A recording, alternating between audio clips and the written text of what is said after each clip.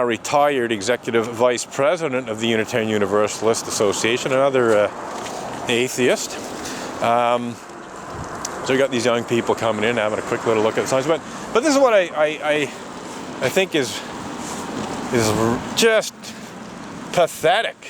You know, Unitarian Universalists in their fourth principle, and that principle is etched into metal in the lobby area of the church. When you go into the church, in that lobby area, which you can see, there's a big metal plaque, and it's got all of the 7 principles of Unitarian Universalism on them, and the fourth one is a free and responsible search for truth and meaning.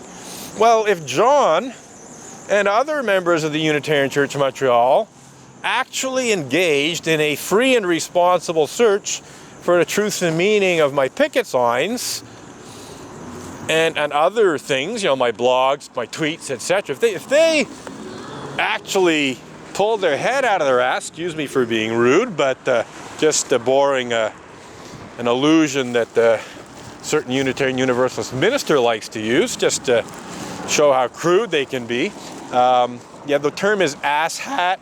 It's basically a rude way of saying someone's got their head buried in the sand. Instead of having their head buried in the sand, their head's buried in their ass. You could say they're anally impaled on their own head, which is another allusion to Reverend Dr. Victoria Weinstein, also known as Peace Bag, also known as Vicky the Impaler. Anyway, basically, you know, one could say that pretty well the whole congregation of the Unitarian Church of Montreal are a bunch of asshats, because they've all buried their heads in the sand regarding the issues I'm protesting against. They just don't want to know, and they certainly don't want to deal responsibly with the issues I'm protesting against. If they wanted to deal responsibly with the issues I'm protesting against, well, they would have done so by now. You know, they're much more inclined to try to silence me. They're much more inclined to call the police. Well, they basically significantly decreased doing that, but there was a time when, you know, I could hardly come here without the police showing up because of complaints called in by Montreal Unitarians. So yeah, so much for a free and responsible search for truth and meaning. It just is just one of the principles that Montreal Unitarians. Criminals, not for us. What? Justice is for criminals, not for us. Well, guess what? There's criminals in the church. That's why they say criminal justice. They don't say innocence justice. Yeah, right. But you're innocent until proven guilty. Remember that, sir. You're innocent until proven guilty. I'm innocent. They're accusing me of crimes. They're accusing me of blasphemous libel. You know why they call it criminal justice? Why? Because the politician and church, they are the criminals. I knew you were going to say that. Yeah, because they need that. Yeah, well, yeah, I'd say it's criminal for the Unitarian Church to accuse me of blasphemy to hide pedophilia and rape, because that's exactly what they're doing.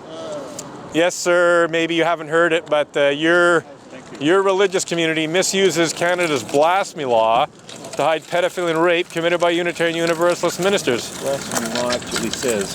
What? I wonder what the blasphemy law actually says. Not very much. It is, and this is where it's utterly shameful. Your religion has used an obsolete law, or has tried to use an obsolete law, to intimidate me into removing blog posts about such despicable crimes as pedophilia and rape committed by certain Unitarian Universalist ministers, if I can borrow two choice phrases from the cease and desist demand letters I was served. So your religious community, not the church locally, but the Vatican down in Boston, is thoroughly corrupt, sir. I'm not listening anymore. I really have to concentrate on walking or I'll fall over. Yeah, well, you might want to hop on the internet when you get home and search blasphemous libel and Unitarians and engage in what's called a free and responsible search for the truth and meaning of what I just told you. Because what your church is doing is unethical, immoral, borderline criminal. It would be actually criminal if they actually tried to file a complaint with the police, because that would be public mischief. And it's just outrageous. Libel might be a bit more appropriate because your signs do seem that one thing. The sign there. No, they're all totally truthful. I'm very, very careful about what goes on my picket signs, sir. They're very, very truthful, backed by evidence. No libel involved. Not even close to libel. So here comes Harvey Shepherd, former Gazette religion columnist, and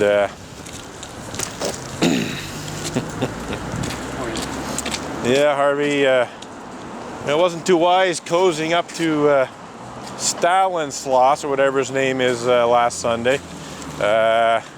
Makes you very, very complicit in the clergy abuse cover-up that this church participates in. So Harvey Shepherd just giving a little earful, because last Sunday, while I was protesting, he made a point of basically cozying up with the president of the church, Stanislaus, but I think I'm going to call him Stanislaus from here on in, because he likes to hide history. Stanislaus, whose last name is almost unpronounceable, and I don't remember it right now. I'll try pronouncing it one of these days. But Stanislaus is directly responsible for coming out of the church with a hose and erasing my chalk slogans, which protest against the Unitarian Universalist Association's misuse of blasphemy law that I just spoke about.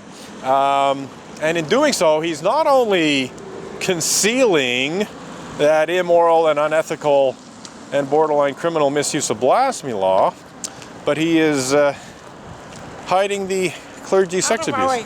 I'm not in your way. You are in my way. You are attacking me. Oh, you just hit me with your stick, you bitch.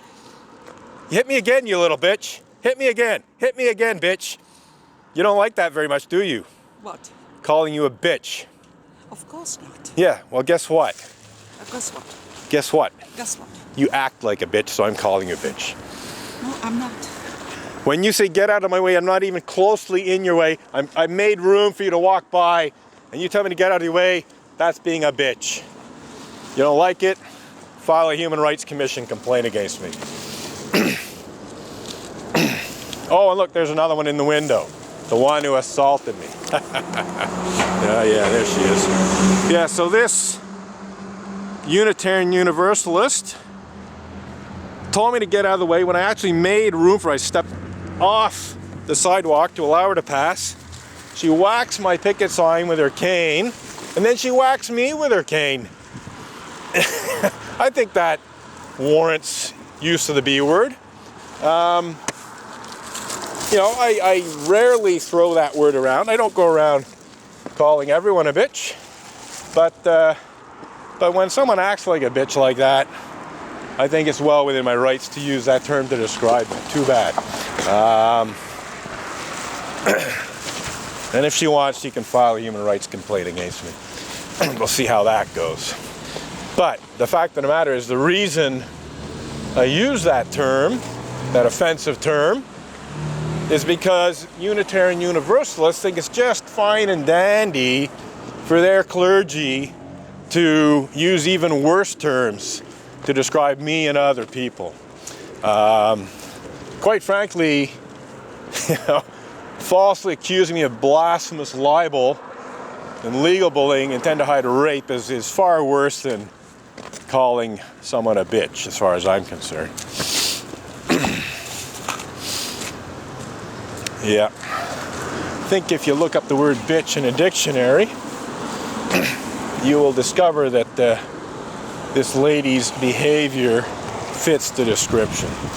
If she doesn't like it, doesn't like me using that word, well, maybe she shouldn't behave in a manner that justifies its use. But I really, really do not appreciate people, you know, A, telling me to get out of their way when I've already gotten out of their way and given them plenty of room to pass me, and B, hitting me for no reason at all. That's oh, somebody's waving. That is, I'd say that's what we can reasonably say. That's bitchy behavior, to say the very least. If Unitarian Universalists want to behave in a bitchy manner with me, well, I'll use the B word to describe it.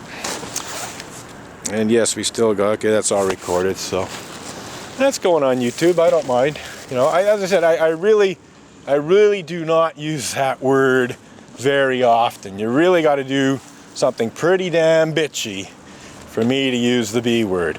And so far, in this whole period of protest, I've only used it to describe this woman, whose name I'm pretty sure I know, but I'm not going to say it right now because I'm not absolutely 100% certain that it is who I think it is.